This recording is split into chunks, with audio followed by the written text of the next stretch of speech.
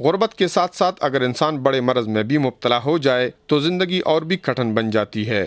جدید ٹیکنالوجی کے دور میں چارسدہ کے علاقہ ڈکی امیر آباد میں ایک گدھا، ایک بکری اور استعمال کے چند برتنوں پر مشتمل اثاثہ رکھنے والے خاندان کا چھوٹا بلال اس وقت گردوں کے مرض میں مبتلا ہوا جب وہ 7 سال کی عمر میں غربت و افلاس کی وجہ سے آرا مشین میں محنت مزدوری کر رہا تھا۔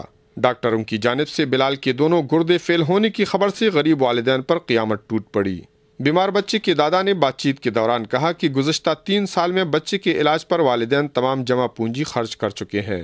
بچے کی جان بچانے کے لیے اپنے کچے مکان کو بیچ کر اسی مکان میں کرائے پر رہنے پر مجبور ہے۔ بچے کا بہادر والد شیر بہادر اپنے جگر گوشی کی جان بچانے کی خاطر 20 دن میں 2 دفعہ خون دینے کے باوجود محنت مزدوری کے لیے نکل جاتا ہے۔ بلال کی دادی نے روتے ہوئے کہا کہ گزشتہ 2 سال سے گھر کا چولہا ٹھنڈا پڑا ہے، جبکہ گھر کے تمام افراد پڑوسیوں کی روکی سوکی پر گزارا چلا رہے ہیں۔ انہوں نے کہا کہ بلال کے والدین نے فیصلہ کیا ہے کہ وہ بیٹے کے علاج کی خاطر 3 معصوم بیٹیوں کو فروخت کر دیں گے۔ گردوں کے مرض میں مبتلا بلال اپنے والدین کی بے بسی پر رو پڑا۔ اس نے مایوسی کی حالت میں حکومت اور انسانی حقوق کے دعوے داروں سے اپنے علاج کا مطالبہ کیا۔ کفایت اللہ یوسفزئی، اے نیوز، چارسدہ۔